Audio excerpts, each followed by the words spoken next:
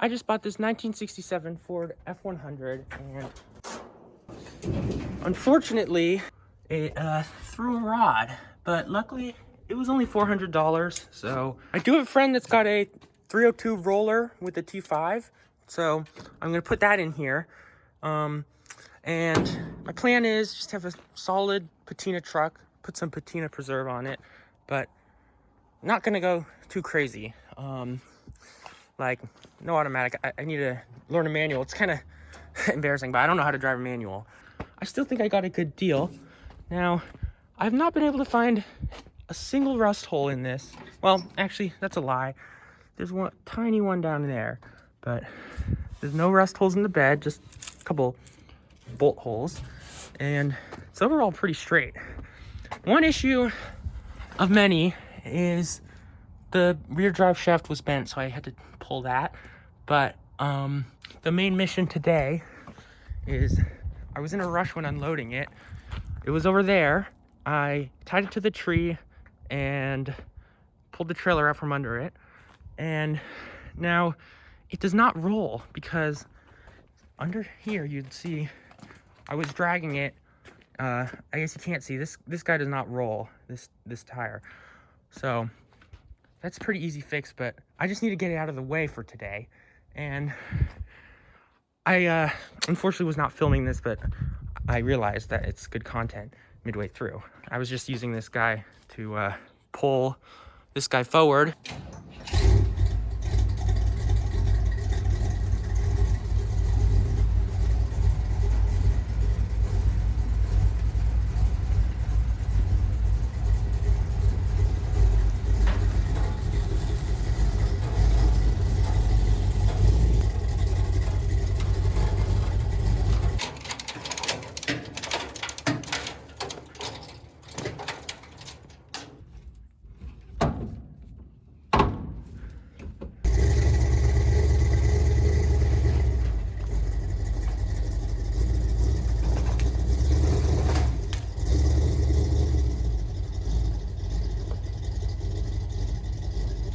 All right, this is about as far as I have enough energy to get it tonight. It's not in the way of getting out, but I'm gonna just go pull this wheel off and try and figure out what's wrong with it so I can at least order that. Truck rolls now. All right, it's another day with this truck. I waited until after the freeze to get all this done. There was quite a bit of ice. My Rock Auto order came, a lot of stuff. So I got all new drums, wheel cylinders, rubber lines, shoes. All the hardware though, I'm just gonna reuse. Otherwise it would have been very expensive. But I'm gonna go ahead and start opening these boxes up. Hopefully I got more than one magnet. If they didn't give me a magnet, I'm gonna be a little bit disappointed. Ooh. Not mini truck. I want one of these. I like these as well as the Ford Couriers. There's one on the way to work I pass every day. It's really cool. Gonna get started, I guess, with the wheel cylinder. Get all this crud. Looks right. Yep, that'll work. Okay, well, bad news. This is the new shoe. This is the old shoe. Wheel cylinder's right though. I'm gonna see what else is not right and then try and return it. My front shoes, they measure 3 inches, and that is the spec for the 68 to later shoes. I guess I got some late model brake package, even though this is a 67 by the VIN tag. Turns out it's actually a 68. I just decoded the VIN incorrectly, but that's why all of the brake parts are incorrect. In 68, they switched everything to bigger drums and shoes. Nice.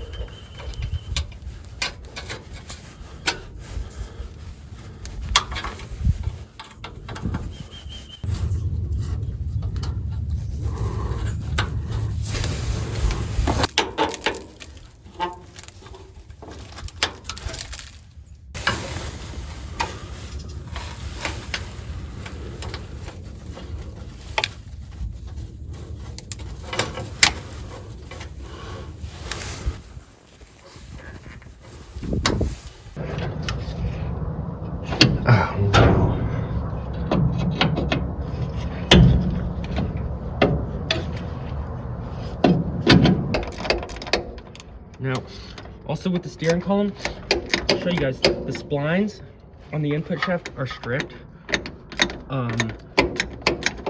So in my opinion, a steering failure is worse than a brake failure, because you don't, if your brakes fail, you could do the e-brake or steer out of the way. But if your steering fails, well then, yeah, you could brake, but your car's just gonna go in whatever direction it wants. Oh, okay. This is... So I'm gonna disconnect that. Yeah, right here. I have it off. And now, in here, there's a snap ring. Unfortunately, I don't have snap ring pliers. You can see here, this snap ring holds this silver looking plate in. There's these like one-way finger things. So to remove it, I would need to pull the snap ring and it would all come out. But I mean, I can try and pull the snap ring with like, I might have something to do it. I had to cut the whole ring, I guess, is basically what was holding it off. I guess there's another thing in there. Oh shit. Oh, that goes directly to the brake fluid. This is very, very deep in there. I can always shorten this, it's steel, so.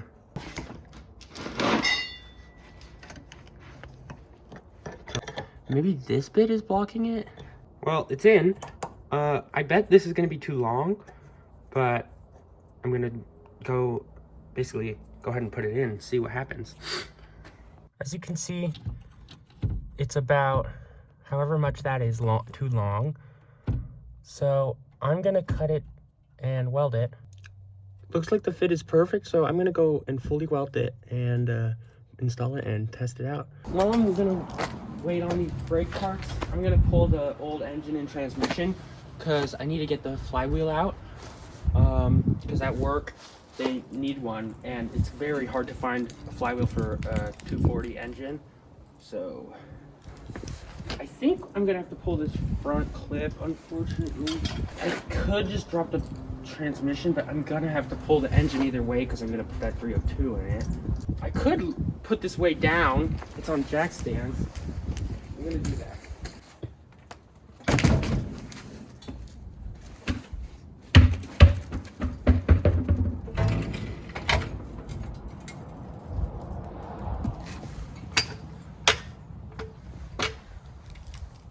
It's lower, but it needs to be lower. I need to not hit the backing plate of the brakes. I think these old drums are going to be the right thickness.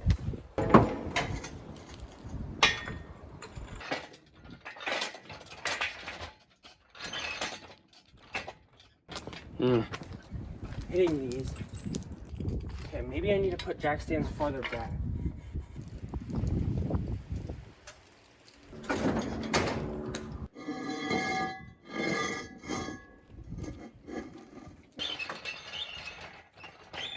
Perfect. I think this should work. And funny thing is, someone was already pulling this motor. It's not on any mounts. It's actually just sitting on the oil pan. So should be pretty easy. Just got to rig it up. I have this really long chain. I think it's just one. I know I have another separate cut length of chain lying around somewhere. I just don't know where it is. There's not, I mean, I could use a manifold on that side to tie around, but on this side, there's not a really good thing to tie around. Okay, I just have it tied around the manifolds. I don't think this is gonna work, but it's probably gonna want to tip. You know what, I'm gonna do this in two parts. I'm gonna disconnect the transmission, support it with something, and at the bell housing, and then, or maybe disconnect the bell housing from the transmission. That might be easier. I'm gonna pull the transmission, so I need to pull this carrier bearing down, and then I've already unbolted all of these straps. So, oh yeah, actually, one last thing is this through bolt, and this should go up and over. Now all my jack stands are being used. Okay, yeah, that'll work. But I'm just gonna disconnect these two and try and find something to support this with.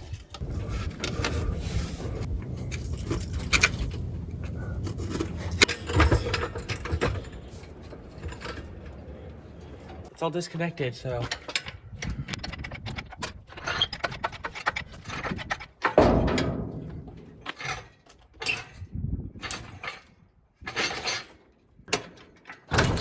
Oh, great.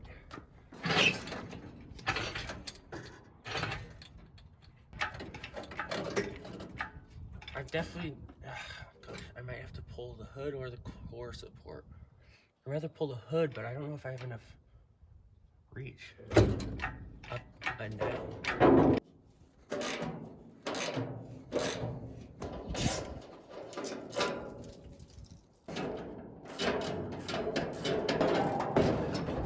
Whoa.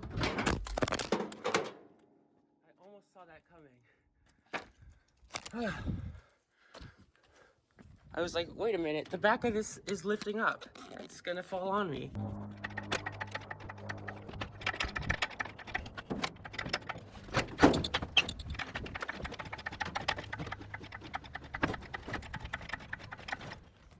I might not have enough clearance.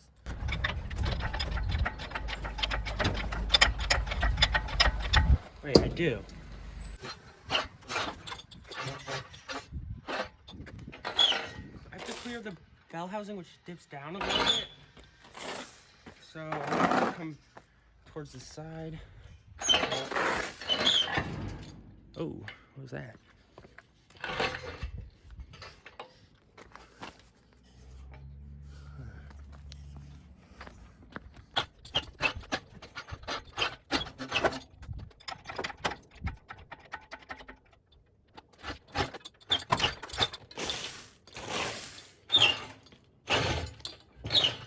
Easy peasy. I have to take the bell housing off so I can, you know, take the flywheel off. So maybe I'll do that right here, if I can set this on a tire. Oh, I was like, what's wrong with this? But it's sideways. Oh, gosh.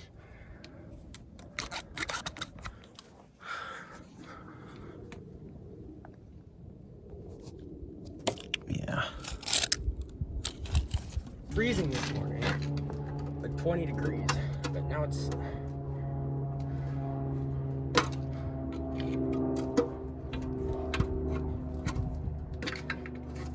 now I do need to source some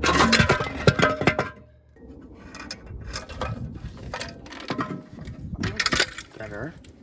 For reference, the one at work, it was seized and covered in rust, so there's a lot of pitting, and I think it was a little warped. But this does look much better. Now the question is it the same? Because we ordered a new one at work, and they're impossible to find. It was actually not correct. The bolt, like, hole circle diameter, I don't know, was different, but like by like a millimeter. It was definitely not a manufacturing defect, but it was definitely not right. So the teeth, they're could be worse, but gosh, that is actually like half the tooth missing. How does it even happen? Maybe it's because it's like a centrifugal Bendix, right? On Fords. I don't know. I'm gonna wipe this down and send a picture. I'm gonna go ahead and drain the oil so it's not leaking when I lay the engine out, because it's coming out of... Actually, it's not coming out of that hole, but... Oh, that is disgusting.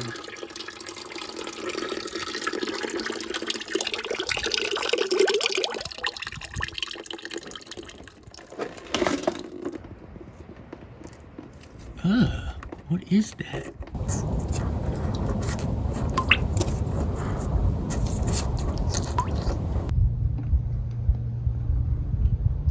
Now it's finally time to start cleaning out this terrible, well, it could be terrible, but it's actually great interior because all the bones are there.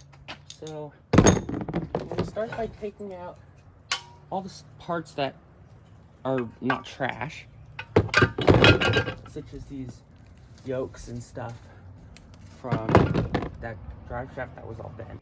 This door's not staying open. Put a clamp. I'm gonna grab the trash from the curb.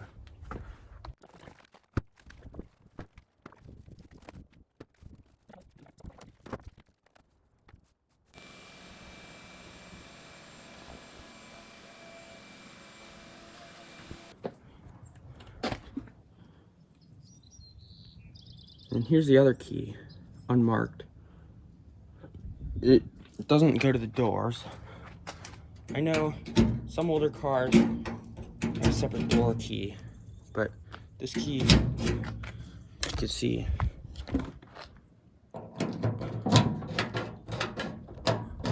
works, which is great. Now, I don't know if this is original. Probably, but just wanted to point that out. I'm gonna put this key in the ignition, and this one, I don't know.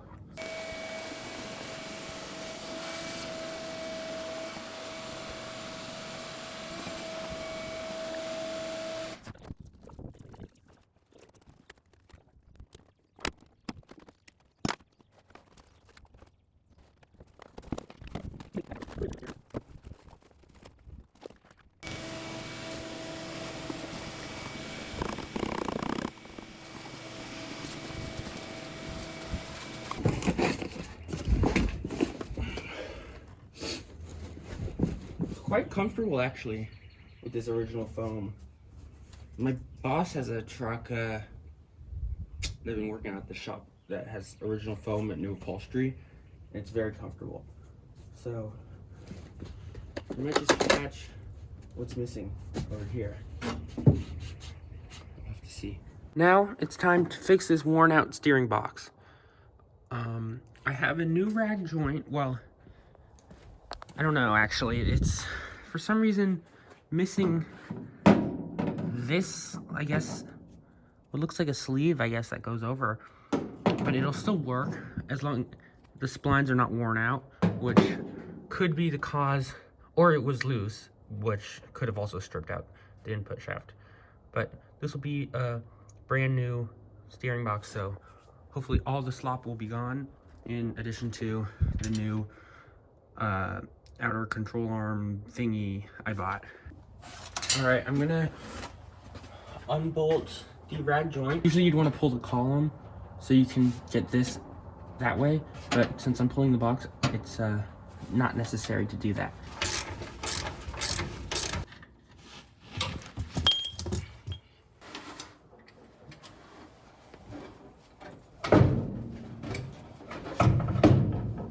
Pitman arm.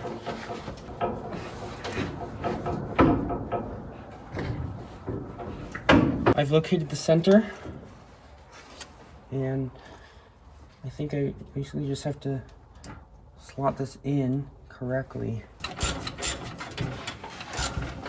All right, it's all installed. The last thing I need to do is put this bracket back on and fix that, I guess it would be called the inner driver's side tie rod end, because if I turn the wheel,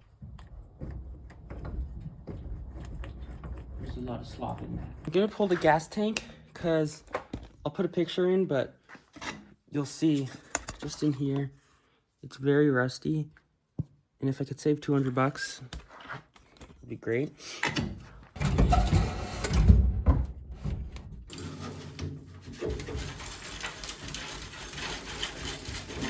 After seeing all this come out of the tank, I decided it's not worth saving. So here's the 302 I'm gonna put in. It's a 5.0 roller, and behind it, it's not a T5. It's actually a Mazda 5-speed, a 5M2, I believe it is. It's a 5 something 2, not sure the letter. Now, I've gone ahead and taken off the rockers. This looks like some fresh rust. And it was full, at least the entire oil pan and higher, because it was leaking out the flange. I'm I'm guessing 8 gallons of water, and then oil came out, a little bit of oil. Now, some of these were filled with, I think it was this guy was filled with gross sludge, watery oil. And then this guy over here was as well. So I just went maybe a couple hours ago and sprayed it down with some penetrating fluid, as well as the carburetor. Now, I was gonna buy this if I could get it running, because who knows, and also check the compression, but he gave it to me for free with the truck, which is great. It rotates a full 360 degrees. There was a little bit of a tight spot, but I just went over that, and it's fine. Yeah, pretty great. So I'm gonna actually take I have to make sure oil's okay, or the oil pan. It shouldn't be that bad. There was like a tiny bit of sludge, but I want to make sure that oil's getting through all of these, like the lifter, whatever, before I try and start it, or spin it over with the starter. Well, I could bump it so I can know if I need a starter. So I'm gonna go grab a battery, and some used oil, and then put the plug back on the drain pan.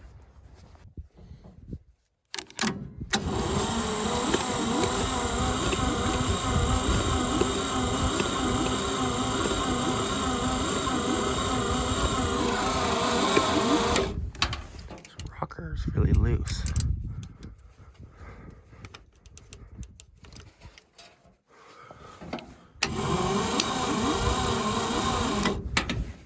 Strange. I'm gonna pull the heads. I kind of don't have a choice at this point. So, carburetor. Good thing I didn't try and run that. Gross. I mean, it doesn't actually look that bad. Now, in there,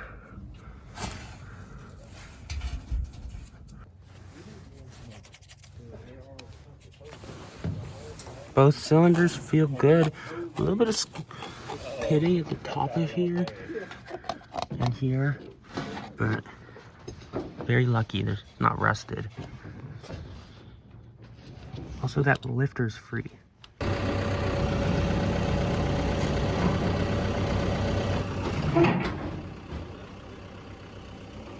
Slip yoke's out.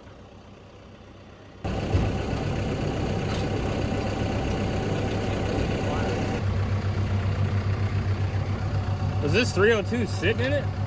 Do what? This 302 was in this thing already? Yeah. And what's funny, the old man that told me about the car said that the guy that had this used to, every time he go visit, crank it up.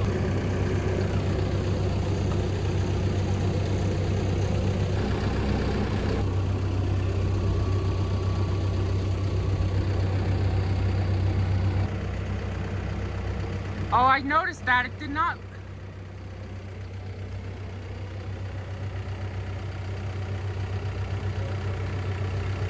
Oh my God.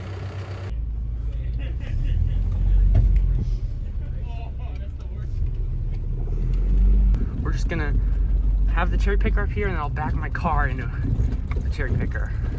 Because the clearance on that motor, I mean, the D-ring and the strap was not, the fork would have to be touching the roof to fit it in. Does that light work? Which one? On the dome light? Doom light. All right, come on down. No. It's funny. I think the fuse that controlled the clock and the locks and the lights is all one, because the locks were freaking out. All right, there we go. Come on up. Nice. Now, Lincoln, remember what we're doing, because you got to get this thing out when you get on. Yeah, I can do that. Or I'll drive all the way to Austin with it tomorrow morning. To the speed shop. They'll love that. Alright. come on back. We can stack some blocks. We have strapping points here. Oh, maybe we should strap it down then. Do you have some wooden blocks we can stack them to like the... I took all the straps out of my car. Need to come up. Pull forward.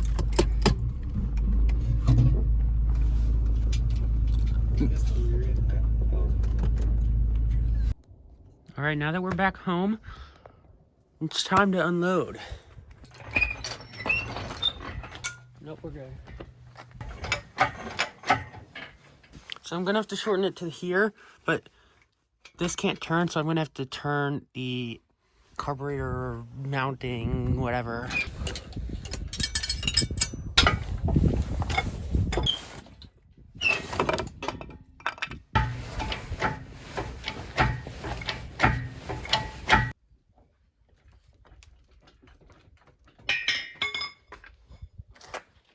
I'd like to get the engine on my engine stand, so first I've got to remove the transmission.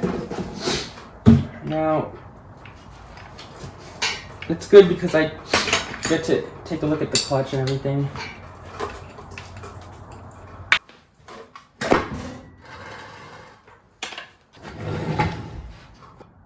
Alright, flywheel's a little rusty, but it'll probably just clean up. It's not like deeply pitted or anything.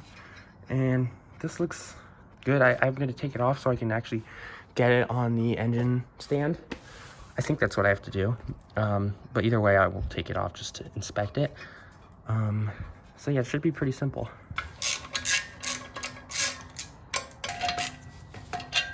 A little bit of rust, but not bad.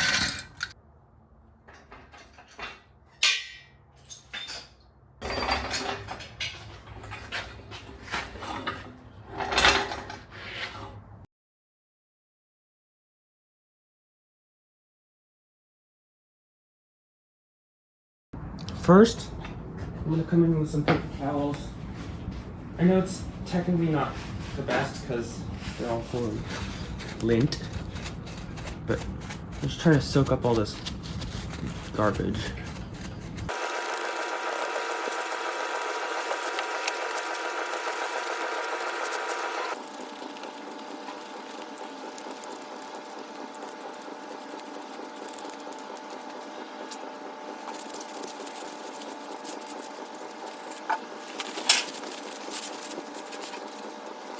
What I'm trying to do is pull these lifters out one at a time so I don't mix them up, and then just kind of wipe them down. Try and get in here as well. I've just made a discovery.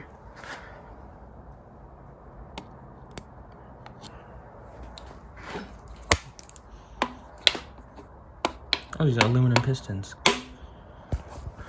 Well,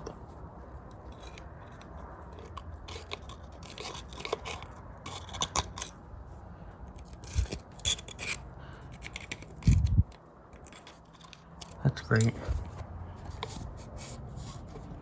How the hell?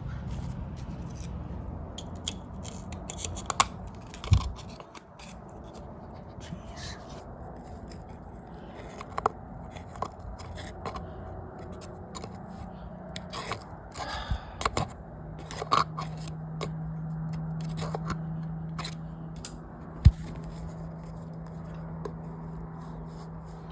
I mean, I was just looking in these water jackets because they're pretty terrible.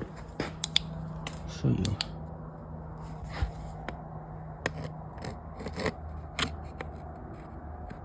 I wonder if that has anything to do with it. Like,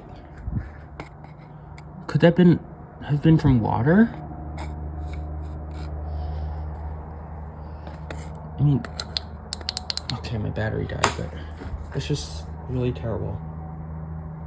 All right, guys, it's been, I don't know, maybe a month, and I got the brakes working off camera, finished all that. Didn't feel like recording it because brakes are boring, and I just wanted to get it over with.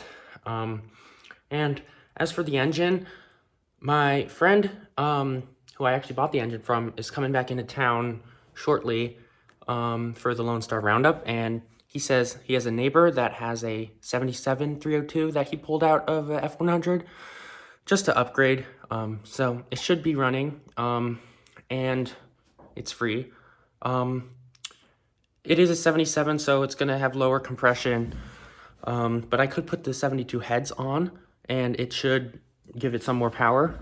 And I can use the broken 302 block to mock up the motor mounts and everything, and just figure out drive shaft lengths and where the transmission is going to sit and stuff like that. There's definitely work to be done, but right now I have to focus on finishing up school and preparing for the roundup, Lone Star Roundup. Also, cleaning the workshop. Thank you guys for watching. I'm definitely gonna keep recording my progress on this build, and I wanna give a thanks to everyone at work for helping me load up that engine.